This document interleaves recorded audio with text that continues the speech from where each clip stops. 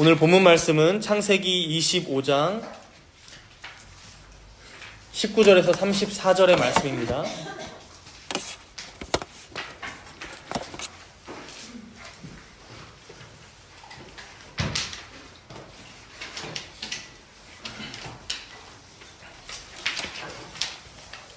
창세기 25장 19절에서 34절까지 제가 봉독하도록 하겠습니다. 아브라함의 아들 이삭의 족보는 이러하니라. 아브라함이 이삭을 낳았고 이삭은 40세에 리브가를 맞이하여 아내를 삼았으니 리브가는 밧단 아람의 아람 족속 중 부두엘의 딸이요 아람 족속 중 라반의 누이였더라. 이삭이 그의 아내가 임신하지 못하므로 그를 위하여 여호와께 간구하매 여호와께서 그의 간구를 들으셨으므로 그의 아내 리브가가 임신하였더니 그 아들들이 그의 태 속에서 서로 싸우는지라. 그가 이르되 이럴 경우에는 내가 어찌할꼬 하고 가서 여호와께 묻자온대. 여호와께서 그에게 이르시되 두 국민이 내 태중에 있구나. 두 민족이 내 복중에서부터 나누이리라. 이 족속이 저 족속보다 강하겠고 큰 자가 어린 자를 섬기리라 하셨더라. 그 해산기한이 찬즉 태에 쌍둥이가 있었는데 먼저 나온 자는 붉고 전신이 털옷 같아서 이름을 에서라 하였고 후에 나온 아우는 손으로 에서의 발꿈치를 잡았으므로 그 이름을 야곱이라 하였으며 리브가가 그들을 낳을 때에 이삭이 60세였더라. 그 아이들이 장성함에 에서는 익숙한 사냥꾼이었으므로 들 사람이 되고 야곱은 조용한 사람이었으므로 장막에 거주하니 이삭은 에서가 사냥한 고기를 좋아하므로 그를 사랑하고 리브가는 야곱을 사랑하였더라. 야곱이 죽을 쑤었더니 에서가 들에서 돌아와서 심히 피곤하여 야곱에게 이르되 내가 피곤하니 그 붉은 것을 내가 먹게 하라 한지라. 그러므로 에서의 별명은 에돔이더라. 야곱이 이르되 형의 장자의 명분을 오늘 내게 팔라.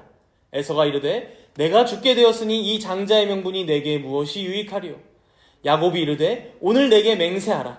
에서가 맹세하고 장자의 명분을 야곱에게 판지라. 야곱이 떡과 팥죽을 에서에게 주매 에서가 먹으며 마시고 일어나 갔으니 에서가 장자의 명분을 가볍게 여김이었더라. 아멘. 우리는 지난주까지 이스라엘의 시조가 되는 아브라함의 생애에 대해서 쭉 살펴왔었습니다. 아브라함은 아내 사라가 죽은 후에 그녀를 매장할 막벨라 굴을 샀었고 이어서 아들 이삭의 짝을 찾아주는 것으로 그의 마지막 생애에 가장 중요한 두 가지 일을 마무리했었습니다. 창세기 25장 7절과 8절에 보면 오늘 본문 약간 앞이죠. 그 아브라함이 175세에 자기 열조에게로 돌아갔다라고 표현하면서 그의 생애가 드디어 마무리된 것을 말씀합니다. 그리고 이제 오늘 본문 19절을 보면 이렇게 시작하죠. 아브라함의 아들 이삭의 족보는 이러하니라. 창세기 말씀에 보면 가끔 이렇게 어떤 사람의 족보, 이제 톨레돗이라고 하는데 톨레돗에 대해서 서술하는 경우가 있는데 이건 본격적으로 그 전 때의 역사가 마치고 이제 다음 때의 역사가 시작된다. 그래서 이제 이삭의 역사가 시작됩니다. 그래서 구체적으로는 에서와 야곱의 역사가 이제 한동안 그려집니다.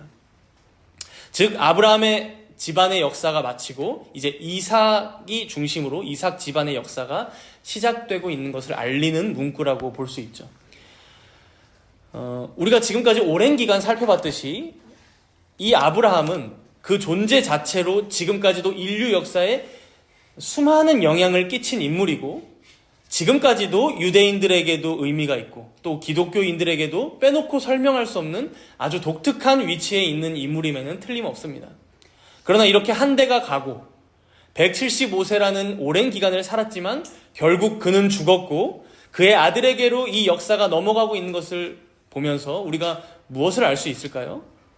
결국 사람의 인생은 유한하고 아무리 그 자신이 세상에서 뛰어난 사람이라고 한들 그 한계는 너무도 명확하다는 것입니다. 결국 성경은 계속해서 아브라함이라는 사람의 어떤 위대함, 이것에 주목하는 게 아니라 그 이면에서 이 아브라함의 인생을 들어 쓰셨던 하나님을 발견하게 하고 이제는 아브라함뿐만 아니라 그의 아들 이삭을 통해 자신의 약속과 구원 계획을 계속해서 이어나가시는 그 하나님의 작정과 경륜에 우리의 눈을 돌리게 한다는 것입니다. 그래서 그런지 이런 이삭에게도 아브라함과 비슷한 어려움이 찾아오기 시작합니다. 우리 본문 21절을 읽어볼까요? 21절입니다. 이삭이 그의 아내가 임신하지 못함으로 그를 위하여 여호와께 간구하매 여호와께서 그의 간구를 들으셨으므로 그의 아내 리브가가 임신하였더니. 참 인생이 쉽지 않아요. 이삭 본인도 아브라함과 사라 사이에서 그렇게 늦게 태어났는데 자신도 리브가와 결혼하고 나니 아내가 임신이 안 되는 거예요. 그래서 하나님께 간절히 간구할 수밖에 없었다는 거죠. 감사한 것은 하나님께서 이삭의 간구를 들으셨고 리브가를 임신하게 하셨는데 이게 얼마 만에 아이를 가지게 된 걸까요? 우리가 조금만 뒤에 가서 26절을 보세요. 26절 맨 끝에 보시면 리브가가 그들을 낳을 때에 이삭이 60세였더라. 여러분 앞에 20절에 보면 이삭은 40세에 결혼했어요. 그러니까 60세의 자녀를 처음 낳았다는 것은 20년 동안이나 무려 20년 동안이나 아이가 하나도 없었던 거예요. 이 20년의 세월을 이삭과 리브가가 어떤 심정으로 지냈을까요? 우리 부모님들도 그렇게 나를 힘들게 낳으셨는데 아니 하나님께서는 약속의 자녀를 주신다 하셔놓고 왜 이렇게 우리까지 꼭 힘들게 하실까? 솔직히 좀 원망 섞인 마음이 들지 않았을까요? 그러나 여러분 오늘 본문에서 아이가 생기지 않자 그 20년의 기간 동안 이삭이 어떻게 했다고 합니까? 아내 리브가를 위해 여호와께 기도했다라고 합니다. 여러분 기도는 매사에 하나님을 의지하는 신앙의 태도이고 자세입니다. 우리가 기도하지 않는다는 것은 사실 하나님을 그리 의지하지 않고 지내고 있다는 증거예요. 하나님 없이 내가 내 힘으로 살아보겠다라는 우리의 몸부림이에요. 기도하지 않는 것. 우리에게 진짜 부족한 게 있을 때 우리는 진정으로 주님 앞에 무릎을 꿇게 되고 우리의 연약함과 부족함을 주님께 내어드리게 되고 당신의 뜻대로 우리의 삶을 인도해달라고 진정으로 순종하게 됩니다. 하나님께서는 바로 이러한 자세와 태도, 이러한 신앙을 이삭과 리브가가 가지길 바라셨던 거예요. 그리고 쉽지 않았지만 그 기간을 통해 그 기도를 통해 아이를 가지게 되었을 때 이들이 어떤 마음을 가졌을까요? 오직 하나님께서 우리에게 이 아이들을 허락하셨구나. 오직 하나님의 은혜이구나. 진정으로 고백하게 되었을 것입니다. 자신들의 어떤 육체적인 건강이나 조건 때문에 이 아이를 가진 게 아니라 오직 하나님께서 선물로 이 자녀들을 주셨구나. 정말 진정한 은총이고 복이구나. 이것을 자연스럽게 인정하며 하나님께만 영광을 올려드렸을 것입니다. 성경의 기조는 항상 이러합니다. 어떤 한 인물의 잘남이나 위대함을 나타내려고 계시하신 것이 아니라 우리 하나님께서 얼마나 은혜롭고 자비로우신지 자기들을 향한 하나님의 경륜과 계획이 얼마나 영원하고 불변하신지 그렇게 우리의 인생을 온전히 주님께만 맡겨드리는 게 가장 큰 복이요 은혜임을 성경은 보여주고 있는 것입니다. 이런 의미에서 이제 이어서 태어나는 이삭과 리브가의 아들들을 통해서도 이러한 하나님의 자비와 은총이 더욱 선명하게 분명하게 드러나고 있는데요. 우리 본문 22절을 한번 보세요. 본문 24절에도 보면 그 해산기한이 찬즉 태에 쌍둥이가 있었다라고 하죠.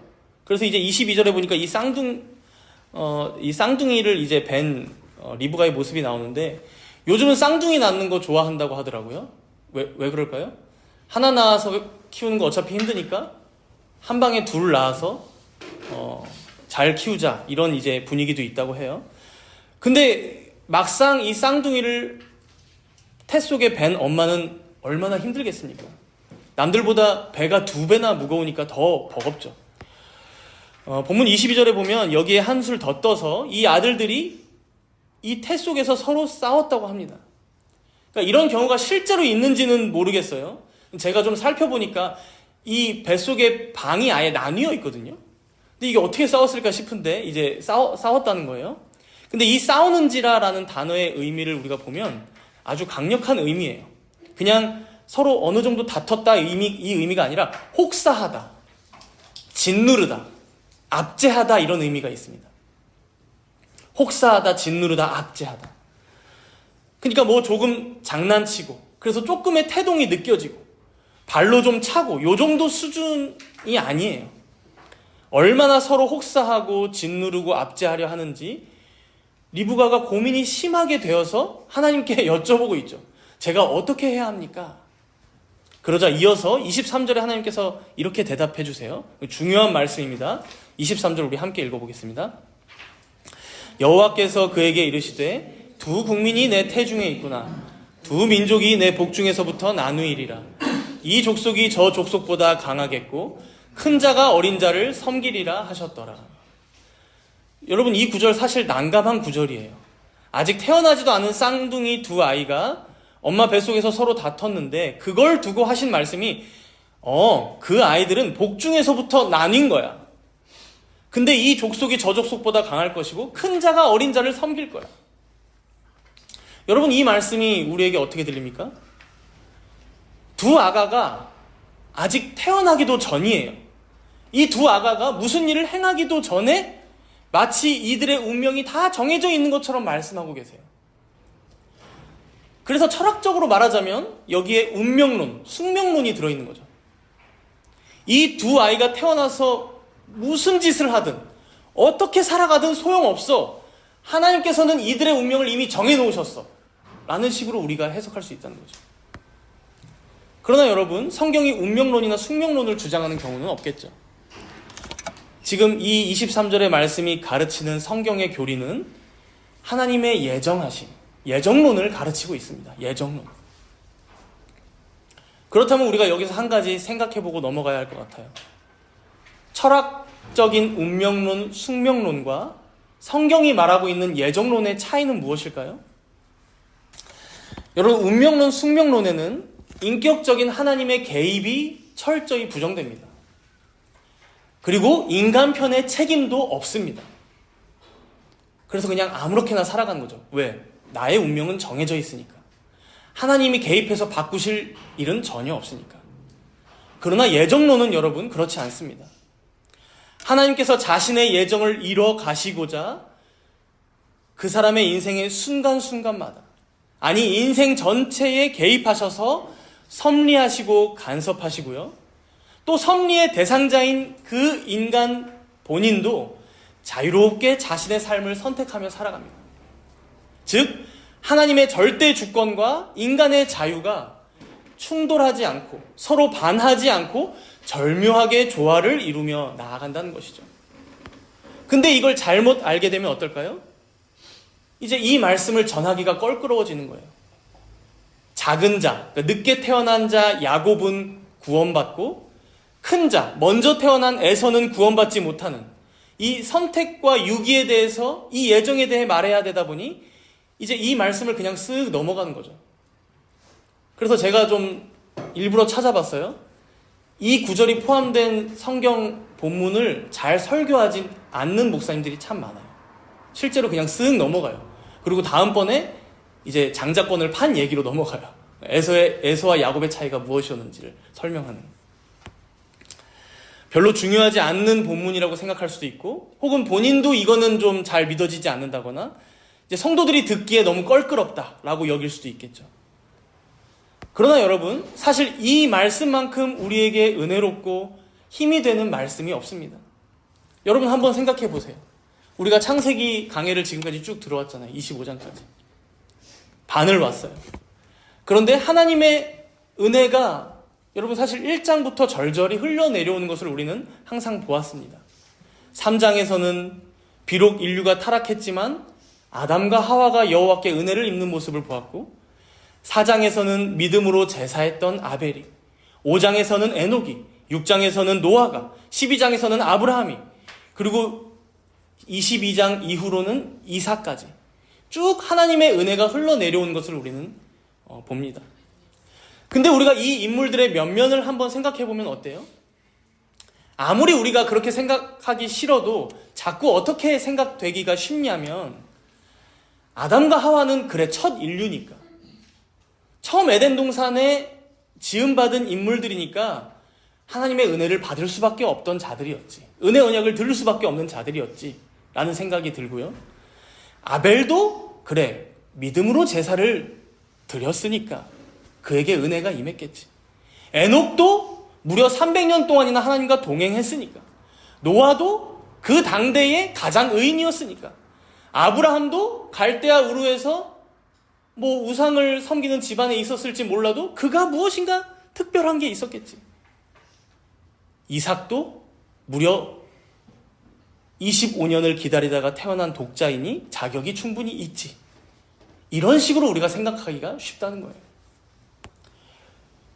그런 의미에서 여러분, 오늘 이 본문의 말씀이 아주 중요한 거예요.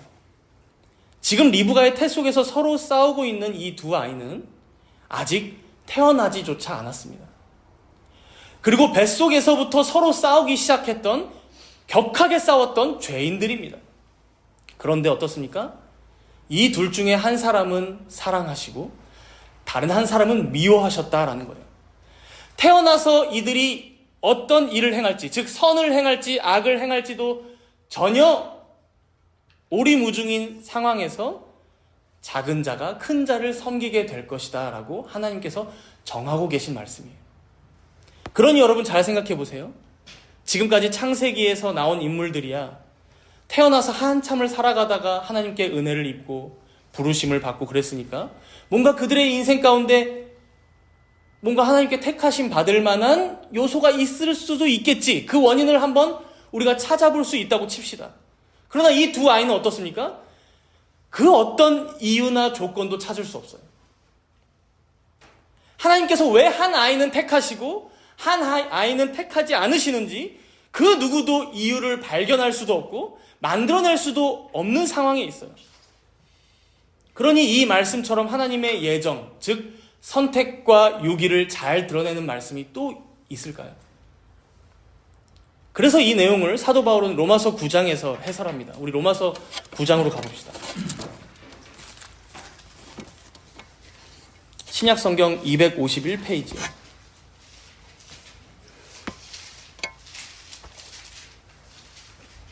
로마서 9장 11절부터 이제 이삭과 리브가의 쌍둥이 두 아들에 대해 얘기하기 시작하는 부분이에요. 사도 바울이 우리 11절부터 13절까지 세 절을 함께 읽겠습니다.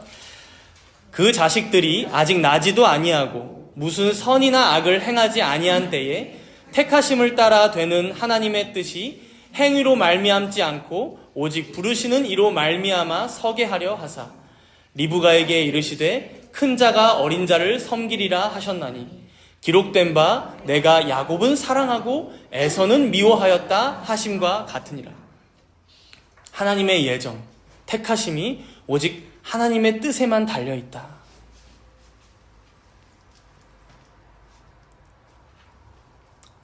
그래서 아직 리브가의 태 속에 있는 야곱은 사랑했고 에서는 미워하셨다라는 이 말씀은 바로 이러한 하나님의 예정의 아주 독특한 특별함을 과감없이 드러내는 실예라는 것이죠.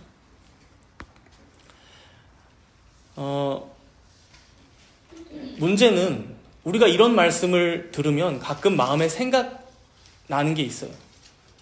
오직 하나님의 뜻대로 한다고? 그 기쁘신 뜻대로?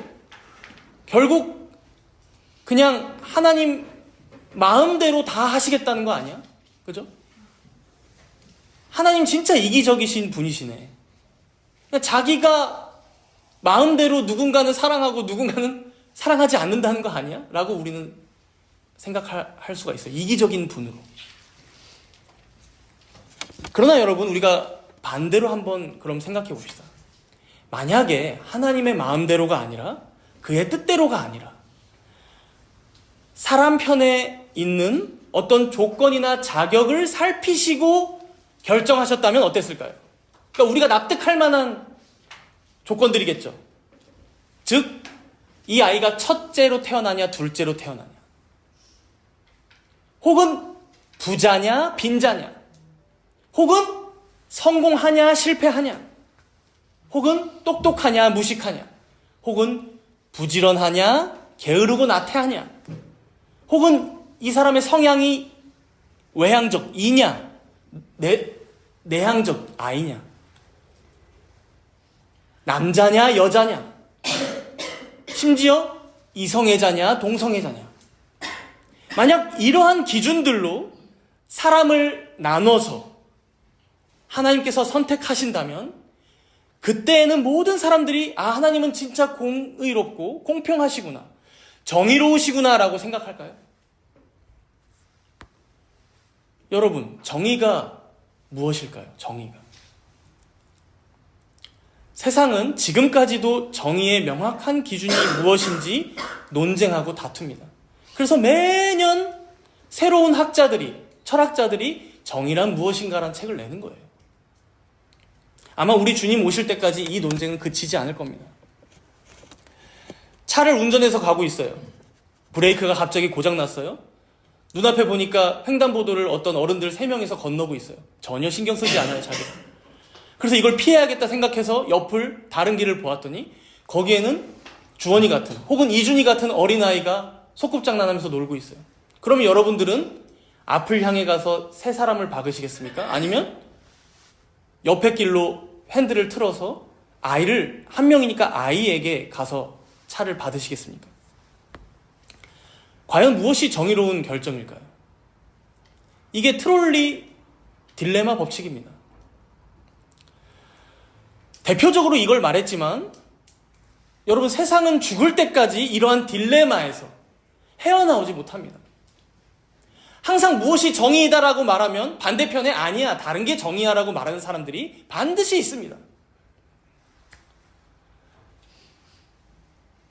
다만 이러한 현실 속에서 치열하게 정의가 무엇일까 고민하고 논쟁하며 찾아가는 모습만 보여도 훌륭한 게 죄인들의 처지입니다. 그러나 여러분, 성경은 분명하게 단언하고 있습니다. 하나님만이 진리이시며 하나님이 행하시는 모든 것은 선하며 정의롭고 공의롭습니다. 세상의 죄인들이 아무리 그것에 대해 반론을 단다 해도, 토를 단다 해도 그것은 전혀 소용없는 말일 뿐입니다. 그래서 이어서 로마서 9장 14절에 이렇게 말씀하죠. 우리 14절 말씀 함께 읽을까요? 사도 바울이 사실 소리치는 겁니다. 9장 14절 시작. 그런즉 우리가 무슨 말을 하리요? 하나님께 불의가 있느냐? 그럴 수 없느니라. 하나님께서 자신의 뜻으로 결정하신 그것이 가장 선하고 공의로우며 정의로운데 죄인들인 너희가 그것에 반문한다고? 불의하다고 하나님께 소리친다고? 택도 없다. 택도 없다. 여기서 여러분, 다시 오늘 본문을 생각해 보세요. 하나님께 선택받은 야곱은 사실 태어나면서부터 형의 발꿈치를 잡고 나온, 이미 형보다 더 못한 사람으로 태어나고 있어요. 그래서 야곱이라는 그 이름 자체가 어떤 의미예요? 어떤 뜻을 가지고 있어요? 발꿈치를 잡은 자. 그리고 여기에는 어떤 의미가 함의되어 있냐면 형인 에서도 속일 사람이요, 나중에는 아버지 이삭도 속일 사람임을 암시하는 의미가 들어있는 것입니다. 속이는 자. 그러나 어떻습니까? 그런 인간적인 조건은 아무런 하나님의 결정에 영향을 미치고 있지 않아요. 하나님의 뜻은 그런 것으로 막아지는 게 아니에요. 그런 그라도 사랑하시는 하나님의 기쁘신 뜻, 그를 구원하시겠다는 하나님의 의지, 이것을 막을 자는 이 세상에 아무도 없다는 것입니다.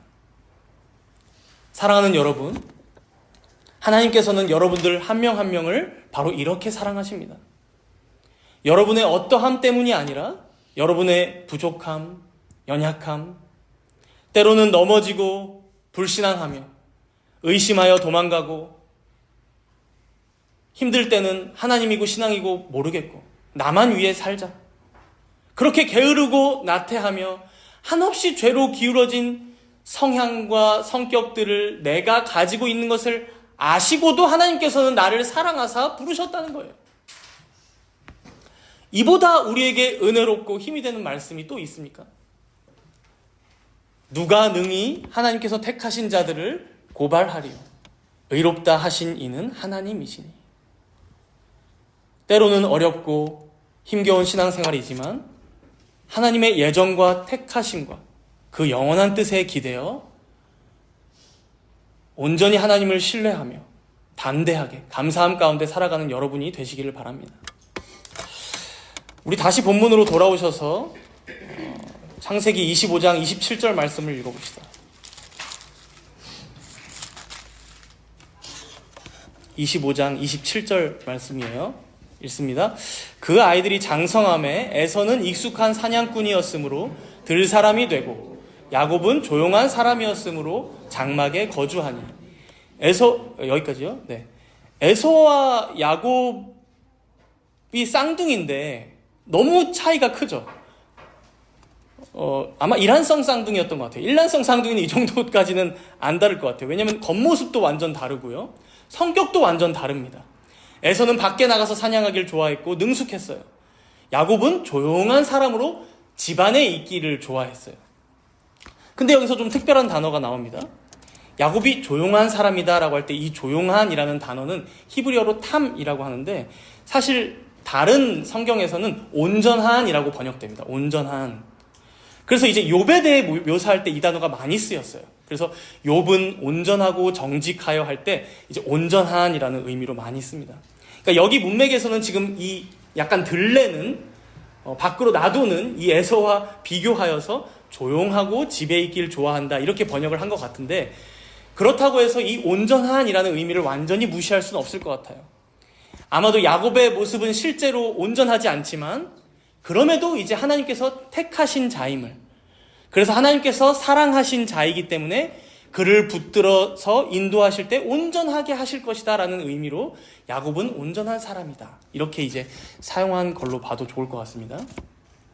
그리고 이후에 이어지는 스토리는 여러분들 한 번쯤 들어보셨을 거예요.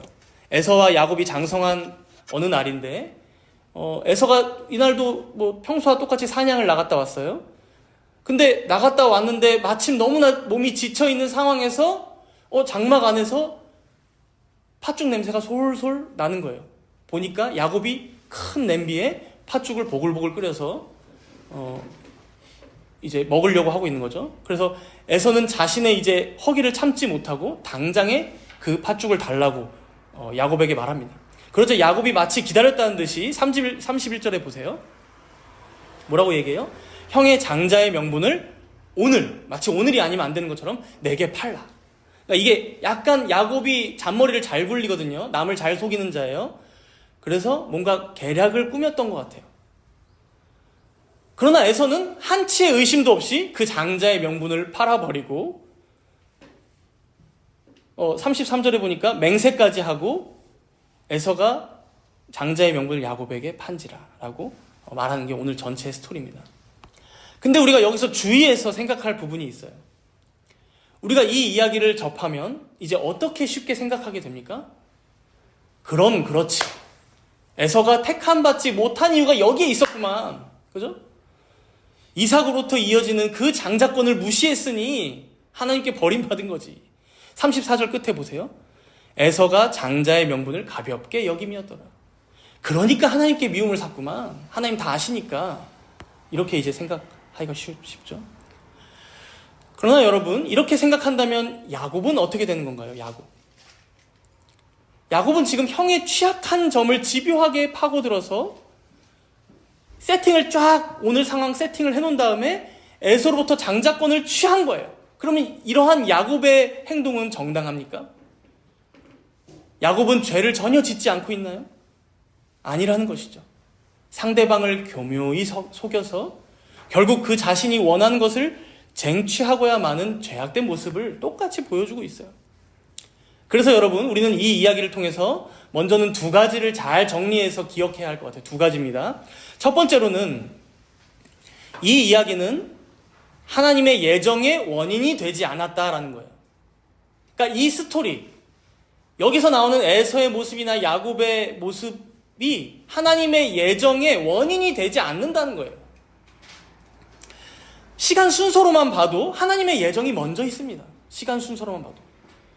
그래서 오히려 거꾸로 하나님의 예정이 이 둘이 자라나면서 여러 일들로 이렇게 나타나고 있구나, 확증되고 있구나라고 우리가 생각해야 한다는 것이죠. 두 번째로는 에서는 그 자신의 죄로 정죄받았고 야곱은 죄를 지었음에도 구원받았다라는 거예요. 에서는 결국 그 자신의 죄로 정죄받은 것이고 야곱은 죄를 지었음에도 은혜로 구원받았다는 거예요. 우리가 예정에 대해 간혹 오해할 때 어떻게 생각합니까? 그럼 하나님께서 유기하신 자들, 버리신 자들은, 택하지 않으신 자들은 그 죄인들에게 죄가 없네. 그죠? 하나님이 버리신 거지. 그 사람들은 뭘 해도 구원 못 받는 거 아니야? 라고 생각하기가 쉽다는 거예요. 그러나 오늘 에서의 모습을 보십시오. 오히려 하나님께서는 한 번 더 에서에게 기회를 주고 있어요. 영적인 것을 생각하라고, 너의 신앙을 되돌아보라고, 하나님의 약속을 귀하게 한번 여겨보라고 야곱을 통해 어찌 보면 시험을 주고 계세요. 그런데 어떻게 해요? 자신이 그 기회를 발로 뻥 차버리는 거예요.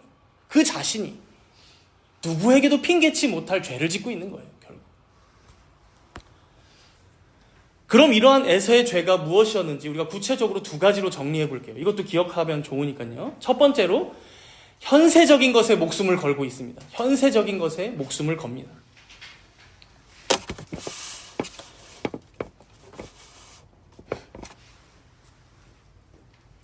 우리 본문 30절을 한번 볼까요? 30절 한번 읽어보겠습니다. 같이 30절. 야곱에게 이르되 내가 피곤하니 그 붉은 것을 내가 먹게 하라 한지라. 그러므로 에서의 별명은 에돔이었더라. 에돔이더라. 에서가 사냥을 마치고 돌아왔어요. 팥죽 냄새를 딱 맡자마자 뭐라고 말한 거예요? 내가 피곤하니 그 붉은 것을 내게 먹게 하라. 이 번역이 느낌이 조금 덜 살아서 이걸 직역해서 읽어볼게요. 제가 잘 들어보세요. 그 빨간 죽을 빨리 좀 내게 먹게 해줘. 내가 피곤해서 죽을 것만 같아. 더해서 이 중간에 나오는 이 먹게 하다라는 단어 있죠? 이 단어가 라하트라고 하는데 성경 전체에서 딱 한 번 나오는데 그냥 평범하게 먹다라는 의미가 아니에요. 개걸스럽게 먹다, 짐승같이 폭식을 하다, 이런 과격하고 상스러운 표현이에요. 막 음식을 막 앞에 두고 다 입에 넣겠다라는 그런 지금 표현이거든요. 근데 여러분 한번 생각해 보세요. 여기서 우리가 이성을 되찾아보자고요. 에서가 만약 딱 이때 이 팥죽 한 그릇을 먹지 못했다면 어떻게 되었을까요? 진짜 에서의 말대로 그 자리에서 죽었을까요? 29절 뒷부분을 보면요, 에서가 들에서 돌아와서 심히 피곤하여, 또 30절에도 내가 피곤하니 팥죽을 달라고 얘기합니다. 그래서 말씀으로 보자면 사실 에서가 정말 배가 고픈 상태일까 싶어요. 지금 창세기의 저자는 일부러 에서가 배가 고팠다는 이 말을 피하고 있는 느낌이에요. 그래서 여러분 한번 생각해 봤어요? 과연 그러면 에서는 지금 어떤 상태일까? 여러분 지칠 때 좀 어때요? 최근에 제가 어떤 박사님이 하시는 말씀도 들었는데 당이 떨어졌다라고 얘기하죠. 그래서 막 단 거를 막 먹으려고 하는데 사실 그게 거짓 신호라고 하더라고요. 배고픈 상태도 아니고 당이 떨어진 상태도 아닌데 자꾸 뭔가를 집어넣어야만 내가 지금 스트레스가 풀릴 것 같고 몸이 회복될 것 같다는 이제 어떤 잘못된 신호라고 하더라고요. 실제 몸은 그렇지 않다고 하더라고요. 에서도 마찬가지였을 것 같아요. 사냥하러 나갔는데 잡히진 않고 열이 받아서 돌아왔겠죠. 그런데 동생이 팥죽을 끓이고 있어. 잘됐다 야곱아. 나 지금 당이 너무 떨어져서 안 되겠어. 나 지금 너무 지쳐. 나 죽을 것 같아. 빨리 죽 좀 줘봐. 그런데 여러분, 여기까지는 일상일 수 있어요. 그냥 일상적으로 그래 뭐 지쳤으니까 그 정도 얘기할 수 있지. 저도 초콜릿 많이 찾거든요, 그럴 때. 근데 이제 31절과 32절이 문제죠. 우리 31절과 32절을 함께 읽겠습니다. 야곱이 이르되 형의 장자의 명분을 오늘 내게 팔라. 에서가 이르되 내가 죽게 되었으니 이 장자의 명분이 내게 무엇이 유익하리요. 여러분, 여기서 먼저 야곱이 이토록 갖고 싶어하는 장자의 명분이 어떤 것일까요? 장자의 명분, 하나님의 약속의 자녀가 되는 것이죠. 하나님의 약속의 자녀, 내가 되고 싶다라는 어떤 강렬한 열망이죠. 그런데 사실 이거는 야곱이 갖고 싶다고 가질 수 있는 게 아니에요. 우리가 봤지만 이스마엘이 갖고 싶다고 가질 수 있는 게 아니었어요. 그럼에도 불구하고 야곱은 지금 그걸 갖겠다라고 쟁취하겠다라는 거예요. 그래서 팥죽 한 그릇 끓이는 수고, 이 상황을 세팅하는 수고, 계략을 짜서 형을 속이는 수고, 그런 헌신보다 내가 그것을 취하고야 말겠다 라는 열망을 보여준 거거든요. 반면에 에서는 어떠합니까? 그러면 반면에 에서는 분명히 우리가 이성적으로 생각했을 때 죽을 정도의 상태는 아니었을 거예요. 사냥도 갔다 왔잖아요. 근데 뭐라고 얘기해요? 내가 죽게 되었으니 이 장자의 명분이 뭐가 내게 유익하겠냐? 말을 너무 쉽게 해요, 에서는. 물론 여러분, 장자의 명분이 여기서 이 둘끼리 서로 사고 판다고 되는 게 아니에요. 여기서 에서가 맹세하며 팔았지만 나중에 이삭은 어떻게 해요? 아버지 이삭은 에서에게 장자의 축복을 해주려고 너 내가 먹을 음식 좀 가져와. 내가 먹고서 내가 축복 마음껏 해줄게라고 얘기하잖아요. 그러니까 사실 사고 팔 수 있는 성격이 아닙니다. 결국 그래서 이 사건에서 중요한 건 팔았다라는 사실보다는 에서와 야곱 이 당사자들의 생각이나 태도, 신앙적인 스탠스가 어떠했냐를 우리가 봐야 해요. 야곱은 이 장자권, 즉 하나님의 약속의 자녀가 된 것을 굉장히 귀하게 여기고 그것을 위해 헌신하기를 아끼지 않았다면, 반면에 에서는 야 그건 됐고, 그런 뭐 신앙적인 건 됐고, 나 지금 너무 지쳤어, 배고파, 팥죽 내놔, 그 장자권이 뭐라고 뭐 맹세까지 하라 그래, 맹세해줄게, 이런 느낌인 거죠. 지금 잠깐의 자신의 지침이나 허기나 배고픔, 이러한 현세적인 부족함을 참지 못해요. 아주 조급합니다. 그 조금 부족한 걸 가지고 과장하면서 죽을 것 같다고 불평하면서 힘들어하고 있는 거예요. 솔직히 우리가 에서에 대해 생각해보면 이 에서가 부족한 게 뭐가 있을까요? 자신의 아버지가 한 가문을 이끄는 수장이고 자신은 그의 장남이고 사냥도 잘해요. 많은 이들이 자신을 따를 거예요. 오늘 사냥이 좀 안 되었지만 내일 더 잘하면 되고, 지쳤으면 잠깐 쉬었다가 혹은 내가 어제 잡았던 사냥감 그거 잠깐 불에 구워서 자기가 먹으면 되잖아요. 근데 지금 당장 눈에 보이는 그 팥죽을 내가 먹지 않으면 죽을 것 같다는 거예요. 지극히 현세적이고 세속적인 모습을 보여줍니다. 결국 이게 에서의 두 번째 죄악으로 이어집니다. 하나님의 말씀을 경홀히 여기는 것이죠. 하나님의 말씀을 경홀히 여기는 것. 우리 본문 마지막 34절 함께 읽도록 하겠습니다. 34절입니다. 야곱이 떡과 팥죽을 에서에게 주매 에서가 먹으며 마시고 일어나 갔으니 에서가 장자의 명분을 가볍게 여김이었더라. 여기서 에서의 행동을 말해주는 동사들 4가지가 나오는데 의미심장하죠.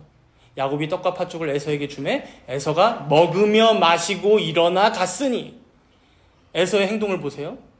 하나님의 말씀보다 먹는 게, 마시는 게, 일어나 가는 게 그 장자의 명분보다 이러한 팥죽 한 그릇에 더 집중하며 집착하는 모습을 보입니다. 먹고 마시고 일어나 가면서도 장자의 명분은 별로 경홀히 여기고 있죠. 사랑하는 성도 여러분, 우리가 오늘 에서의 이런 모습을 통해 각자 우리 자신들도 되돌아봐야 할 것 같아요. 히브리서 12장 16절을 보면요, 이 에서를 향해 히브리서 기자는 망령된 자라고 표현합니다. 망령된 자. 한 그릇 음식을 위하여 장자의 명분을 판 에서와 같이 망령된 자가 없도록 살피라. 여러분은 어떠하십니까? 사실 에서의 이런 생각, 행동, 말이 진정 우리에게 없다고 장담할 수 있을까요? 생각해 보십시오. 우리도 살아가다 보면 어떤 어려움이 다가올 때 있고, 풀기 어려운 문제가 앞에 놓이거나 사람 간의 갈등이 불거지기도 합니다. 가정 안에서 그럴 수 있고 회사에서나 혹은 교회에서도 그럴 수 있어요. 그러나 솔직히 우리가 말하자면 그 일로 당장 죽지는 않거든요. 근데 우리가 그것에 대처할 때 어떻습니까? 어쩌면 작은 일일 수 있고 또 지나갈 일일 수 있는데 오히려 그때 우리는 너무 많은 실수나 잘못이나 죄를 지을 때가 많다는 거예요. 사실 출애굽 광야에서 이스라엘 백성들이 많이 그랬잖아요. 당장에 막 하나님께 삿대질하면서 나를 애굽으로 돌아가게 해주거나 지금 당장 나의 욕구를 채워달라고, 나 지금 죽어버리겠다고. 오늘 에서가 똑같은 모습이에요. 팥죽 한 그릇 때문에 이렇게 죽겠다고 난리칠 일도 아니었고, 하나님의 말씀을 경홀히 여기며 장자권을 팔겠다 맹세할 일도 아니었다는 거죠. 우리가 여기서 알게 되는 것은 물론 하나님의 예정, 하나님의 선택과 유기, 그 하나님의 깊으신 뜻은 우리가 죽기까지도 모를 것이고, 혹은 죽어서도 다 알 수 없을지 모르지만, 적어도 오늘 에서의 행동을 통해서 보았을 때 그가 그 자신의 죄로 스스로 멸망의 길을 향해 가고 있구나라는 것을 알게 된다는 거예요. 예수님께서 뭐라고 말씀하셨어요? 열매로 그들을 알리라. 즉 에서가 현세적인 것에만 집착하면서 영적이고 신앙적인 것에는 전혀 관심을 두지 않고 세상에서 부족한 게 있으면 죽을 것처럼 앓다가 신앙적으로나 영적으로 부족한 거는 괜찮아, 야 그거 정도는 하나님이 다 넘어가 주셔, 이런 태도를 보았을 때 우리가 무엇을 알게 된다고요? 그가 유기된 자일 수 있겠구나. 어떤 때에는 그러한 모습을 통해 확신하게 되기도 한다는 것입니다. 그렇다면 이 말씀 앞에 여러분 자신들은 어떠합니까? 세상의 이치에는 너무 밝은데 신앙적인 것에는 전혀 관심도 두지 않고 전혀 모르는 상태로 살아가고 계시진 않습니까? 세상의 물질이나 성공에는 너무 집착하며 살아가면서 하나님을 예배하고 성경의 말씀을 배우고 그 교리를 통해 총체적으로 익혀가는 것에는 전혀 관심이 없진 않으십니까? 혹여나 그렇다면 사랑하는 여러분, 여러분 자신을 진지하게 되돌아보시기 바랍니다. 진지하게. 히브리서 기자의 충고처럼 혹시 내가 망령된 자는 아닐지, 혹시 하나님께서 은혜를 나에게 베풀고 계시지 않는 것은 아닌지 절박한 심정으로 되돌아보시기 바랍니다.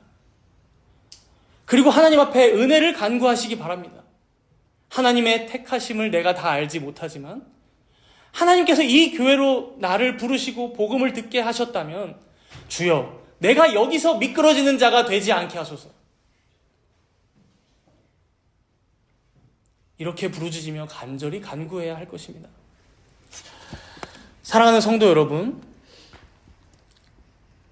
팥죽 한 그릇 그거 오늘 못 먹는다고 죽지 않습니다.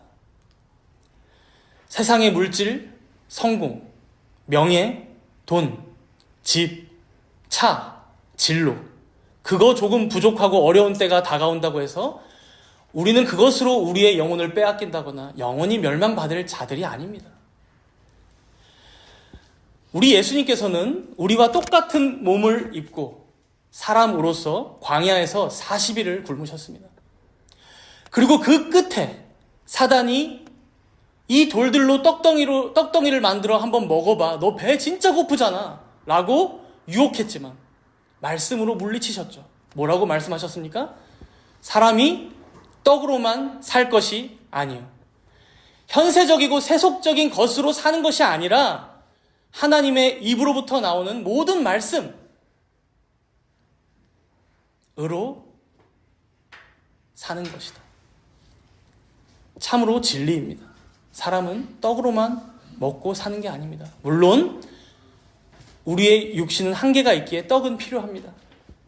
그러나 진정으로 우리를 살게 하고 영생하는 양식은 하나님의 입에서 나오는 모든 말씀입니다.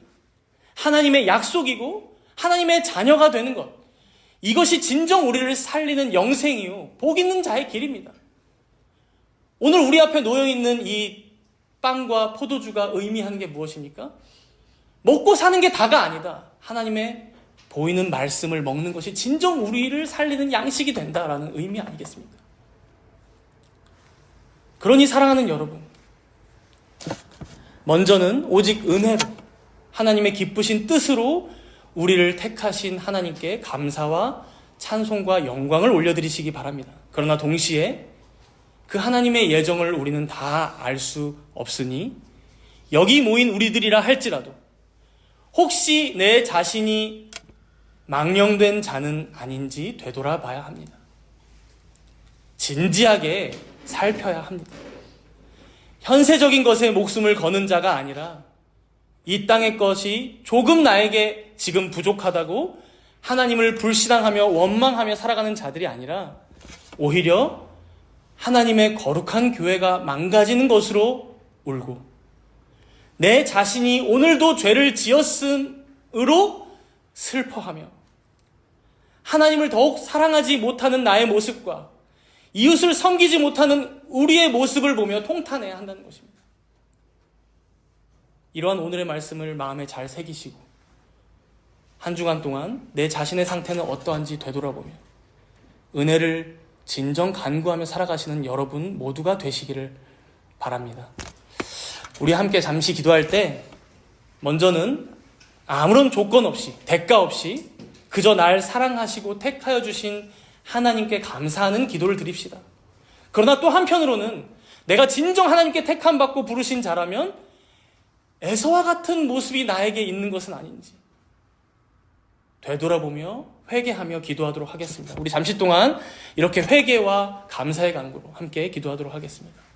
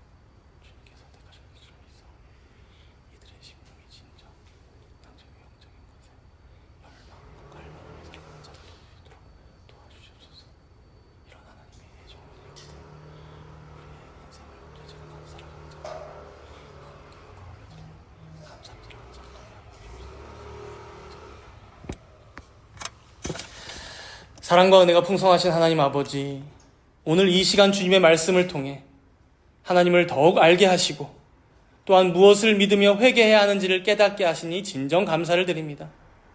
오늘 이 말씀을 통해 우리가 무슨 선이나 악을 행하기도 전에 우리를 사랑하사 택하신 하나님의 놀라우신 은혜를 잊지 않게 하여 주시옵소서. 그리하여 에서처럼 눈앞에 욕망의 눈이 멀어 영원한 생명의 복을 가볍게 여기지 않게 하시고 야곱처럼 주님의 약속을 붙들고 살아가되 정직하고 성실한 방법으로 주님의 뜻을 구하는 모든 인생들이 되게 하여 주시옵소서. 더불어 우리에게 주신 믿음의 유산을 소중히 여기고 우리의 다음 세대에도 잘 전달할 수 있도록 지혜와 능력을 더하여 주시옵소서. 모든 말씀 감사드리오며 우리 주 예수 그리스도의 이름으로 기도드리옵나이다. 아멘.